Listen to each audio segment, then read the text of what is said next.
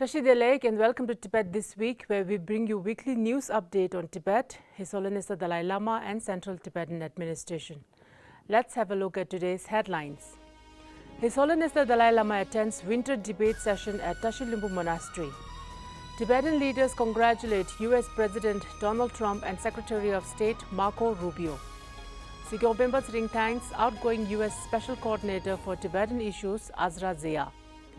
UN experts investigate China's disappearance and detention of 9 Tibetans. Sikyong visits Northeast India, emphasizes sustaining Tibetan identity and unity. Kalon Gyari advocates for Tibet during Italian Senate visit and concludes European tour. Chinese Liaison officer attends Ziyang Symposium in New York. Members of the Parliament Thupten Wangchen and Thupten Gyatso visits Tibetans in Switzerland. Representative Yangkey strengthens ties with London Dharma centers. Representative Kelsang participates in 2nd Taiwan Tibetan Buddhist Forum.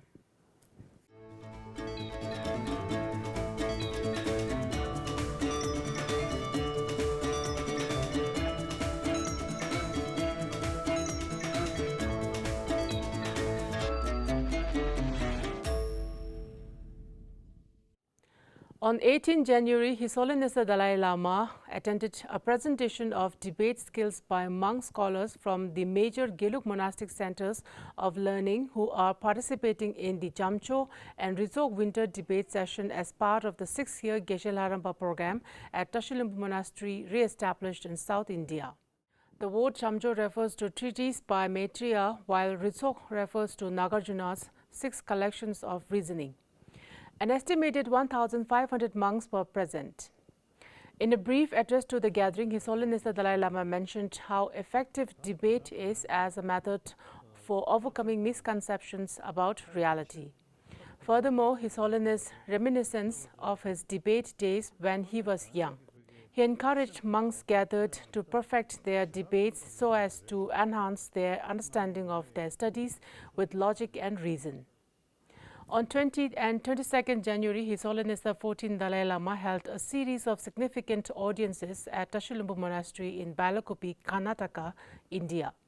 On 20 January, His Holiness met with the children of Karuna Home, Pende Gatsil, a rehabilitation center for individuals with special needs, and granted an audience to participants of the Pali and Sanskrit International Bhikkhu Exchange Program. On 22nd January, His Holiness marked a historic milestone by meeting 20 Khemos from Namdoling Nunnery, the first batch of nuns in the Nyingma tradition to complete the prestigious Khemo degree, celebrating their groundbreaking achievement in Buddhist education. Sikyong Tsering and Speaker Khenpo Sonam Temple of the Tibetan Parliament in Exile of the Central Tibetan Administration extended their heartfelt congratulations to Donald J. Trump on his inauguration as the 47th President of the United States and to Marco Rubio on his appointment as Secretary of State. Speaker Khenpo Sonam Temple expressed gratitude for the United States' long-standing support for Tibet, highlighting its advocacy for democracy, human rights, and the middle way approach to resolving the Sino-Tibetan conflict. He emphasized the enduring partnership between Tibetans and the United States and expressed optimism for continued collaboration under the President Trump's leadership.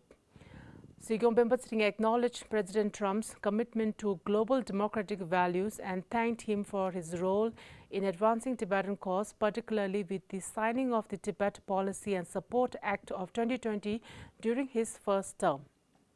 He also congratulated Secretary Rubio, recognizing his advocacy for Tibet and his deep understanding of the Sino-Tibetan conflict. Both leaders reaffirmed their hopes for strengthening U.S.-Tibet relations and emphasized the critical role of the United States leadership in championing freedom, justice, and human rights worldwide. Kalon Gyari of the Central Tibetan Administration met Italian lawmakers, including Senator Andrea Di Priamo and Senator Elenia Malavasi, during her visit to Rome on January 16. She briefed them on critical Tibetan issues, including environmental challenges from the PRC dam projects, the reincarnation of His Holiness the Dalai Lama, and the preparations for his 90th birthday. Kalon expressed gratitude for Italy's steadfast support, while Senator Di Priamo announced a draft resolution to address Tibetan concerns in the Italian parliament. On January 17, Kalon held virtual and in-person meetings with supporters, including Filippo Siana of the Italian Buddhist Union, highlighting their contributions to promoting Tibetan Buddhism and culture in Italy. Kalon concluded her European tour on January 18, thanking Tibetan community leaders and support groups for their unwavering advocacy efforts. Sikyong Tsering expressed deep gratitude to the outgoing U.S. Special Coordinator for Tibetan Issues, Under Secretary Uzra Zeya, for her steadfast support for Tibet during her tenure. In his letter, Sikyong thanked the Biden administration for prioritizing Tibetan issues, highlighted Zeya's key role in strengthening U.S.-Tibet relations, and celebrated the passage of the Resolve Tibet Act as a milestone in international advocacy for Tibet.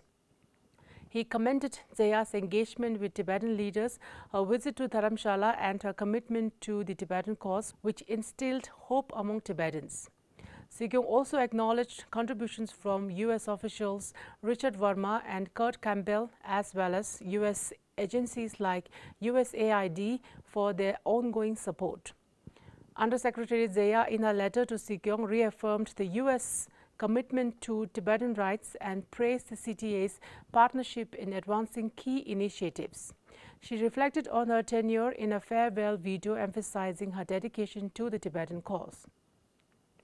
9 UN human rights experts have raised serious concerns with the Chinese government regarding the unlawful detention and disappearance of 9 Tibetans, along with other rights defenders, journalists and activists in Tibet and East Turkestan. Their communication, issued on November 14, 2024 and made public on January 14 this year, highlights China's ongoing suppression of cultural, religious and human rights expression through enforced disappearance and incommunicado detentions. The experts called for information on the fate of Tibetans, including Seto, Kori and Tsering Tashi, and questioned the legal basis for their detention. They also raised alarm over reports of torture, inhuman treatment and deaths in custody, such as Chukdar's case. The letter condemned China's crackdown on religious freedom, citing arrests for acts like burning incense or possessing images of the Dalai Lama.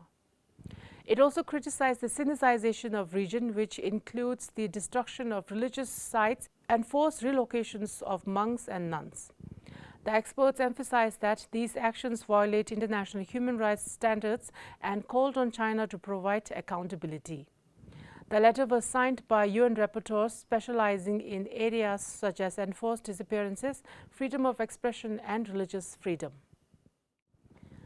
Sikyong Tsering of the Central Tibetan Administration is on an official visit from January 19 to February 5, covering New Delhi and Tibetan settlements in northeast India, including Dimapur, Itanagar, Thubten, Meo, Tezu and Darjeeling.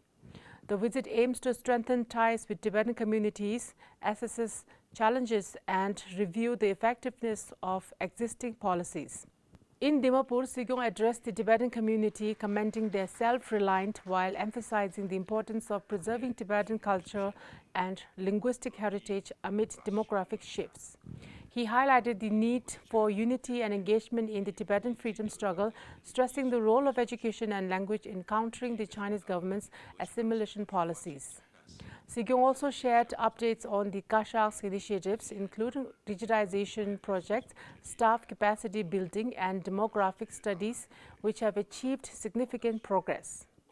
Reaffirming the importance of the middle way approach, he underscored the need for strategic navigation of global political dynamics and unity among Tibetans. During his stop in Itanagar, Sikyong is scheduled to meet members of the Arunachal Tibet Support Group and Indo-Tibetan Coordination Office to discuss ongoing advocacy efforts and collaborative strategies. On January 17, Children Gyatso, Chinese liaison officer at the Office of Tibet, Washington, D.C., attended a symposium marking the 20th anniversary of Dao Ziyang's passing, organized by Hu Dao's Foundation and China Democracy Party. Chaired by Hu Ping of Beijing Spring, the event gathered prominent Chinese intellectuals to reflect on Tao's legacy and discuss U.S.-China relations and China's democratic movement. As part of the Tibetan Parliament and Exile's periodic visitation program, parliamentarians Thubten Wangchen and Thupten Gyatso began their European tour with a public talk in Switzerland on 18 January. The event was attended by Representative Tile Chuki from the Tibet Bureau Geneva, President Kelsang Gyatso and Vice President Kelsang of the Tibetan community in Switzerland and Liechtenstein, along with the local community. During the event, the MPs delivered insightful talks, with the Vice President of the Tibetan community offering an introductory address, followed by a report presentation by the community's president. On Tuesday, Representative Yangkey, who recently assumed office of His Holiness the Dalai Lama's representative in London, visited 3 Buddhist centers as part of her outreach efforts. On January 11th, she visited Sakya Dechen, where Lama Chambathaye and his team warmly welcomed her. Discussions focused on collaborating for the Central Tibetan Administration's upcoming Year of Compassion to mark His Holiness the Dalai Lama's 90th birthday. On January 16, she toured Kagyu Samye Dzong with its director Lama Zangmo, discussing potential partnerships for the commemorative year. At Lelung Dharma Center on January 20, she joined Monday prayers and met with Maureen Phillips and Tibetan Buddhist monks to explore further collaboration. Representative Yangkey emphasized the role of Dharma centers in offering spiritual solace and cultural exchange, with plans to extend outreach to non-Buddhist centers in the coming months. The second Taiwan Tibetan Buddhist Forum, guided by the Office of Tibet, was held at Xuanzang University on January 16 to 17. Organized in collaboration with the University of Tibetan Buddhist Research Center and the International Tibetan Buddhism Study Institute, the forum focused on translating Buddhist canonical texts, including the Kangyur and Tengyur, across Tibetan, Chinese and Sanskrit. Representative Kesa Genze Bawa opened the event alongside key figures like Venerable Shi Tanghui and Tang Mingru. The forum featured 20 distinguished scholars from Tibet and Taiwan who submitted academic papers and held in-depth discussions on standardizing terminology, nurturing translators, and expanding Tibetan studies in Taiwan. Special presentations included a discussion on integrating technology in translation by Tenzin Kherap from the Myolam Project and papers on linguistic challenges by scholars like Tenzin Namdo Rinpoche and Professor Sonam Wangil. Roundtable discussions were chaired by prominent figures addressing strategies to refine translation practices and sustain collaboration. That is all the news for this week's edition of Tibet This Week. Thank you so much for watching.